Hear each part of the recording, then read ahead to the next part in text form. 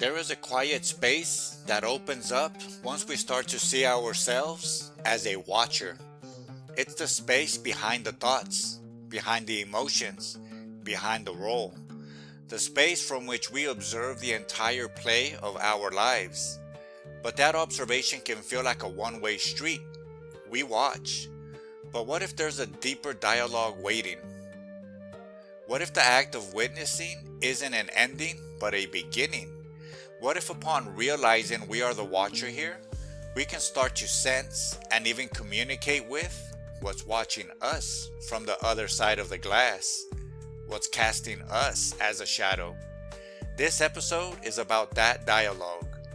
It's about the whisper that travels between dimensions, between the shadow and the light that casts it.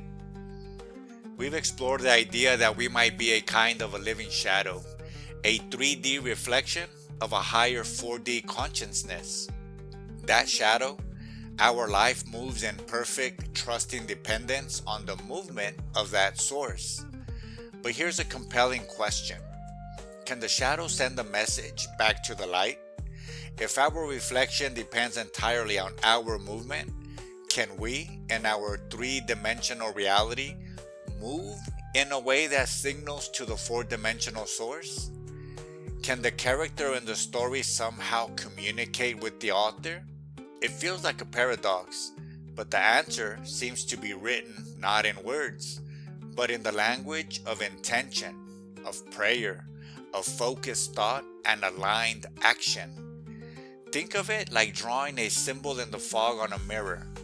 The gesture is ours. The choice of the symbol, the movement of the hand, it's an act of clear intention.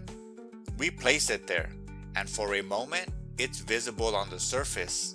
And then, if we are still and attentive, we might sense something, not an answer in words, but a subtle shift, a faint pulse of light or a feeling of resonance from behind the glass.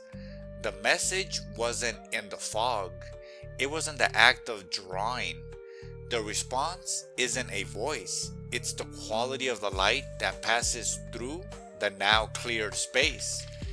This is where the mirror of our existence becomes a two-way channel. When we stand in a moment of stillness, perhaps before an actual mirror, or in the quiet of our own mind, and we ask. When we send a silent call upward, not of desperate demand, but of open-hearted intention, we are doing something profound. We are aligning the shadow with the light's purpose. We are orienting our small, localized will toward the broader, deeper will of the source. We are saying, in essence, I am here, and I am willing to move in the direction you are already moving me. This isn't a mystical abstraction. It shows up in the callings we feel. Take the example of the soil of the earth. If a person feels a deep, persistent calling to heal the land, to regenerate ecosystems, to mend what is broken, that feeling isn't a random hobby. It feels more like a transmission. It's as if the higher self, the broader consciousness of which we are a part, holds an intention for healing and balance.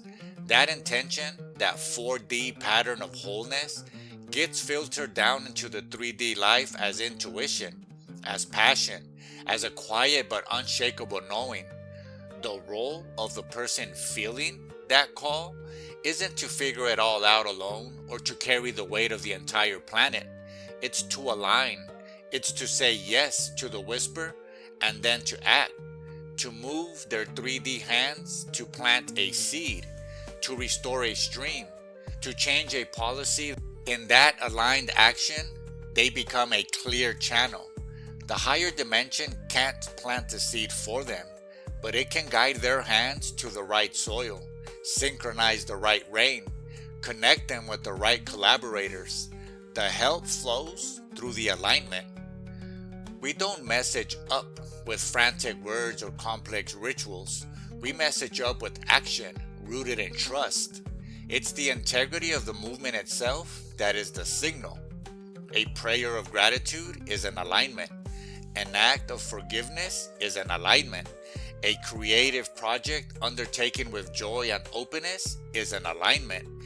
Each is a movement of the shadow that says to the light, I am moving with you, I am cooperating. The mirror law works both ways. Change your movement and the reflection changes.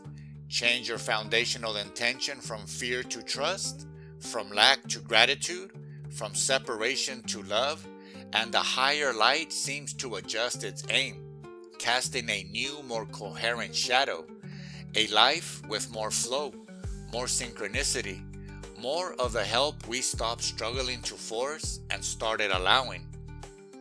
The enlightened masters demonstrated this principle constantly. They didn't plead for miracles. They acted from a state of perfect alignment and trust, and the miracles flowed through them as naturally as breath. They taught that effective prayer was less about changing God's mind and more about aligning the human heart with the divine will, the 3D with the 4D. They planted this seed in the Lord's Prayer itself. Thy will be done. It's the ultimate statement of alignment, of messaging upward by surrendering the smaller will to the larger one. So what does this look like in a daily practice? It can be as simple as a moment before sleep, standing before a mirror, not to critique or to affirm, but to commune, holding a single clear intention in the mind, something we feel genuinely called toward, a healing, a creation, a release. Imagining that intention not as a thought stuck in the head, but as a living energy flowing from the heart, through the eyes, and into the reflection. Visualizing the reflection not as a flat image, but as a portal, carrying that intention into a dimension we can't see, but are learning to trust.